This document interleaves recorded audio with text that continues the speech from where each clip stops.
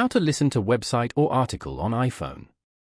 To get started, first of all go ahead and open up the Safari application on your phone.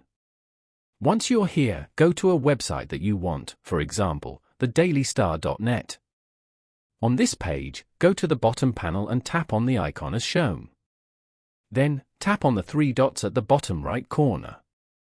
In the page menu, scroll down to the website settings section and turn on the Use Reader Automatically feature. After that, go back and open any article from here. Here, tap on the reader icon below. Then, tap on Listen to Page. You can now listen to this article from here.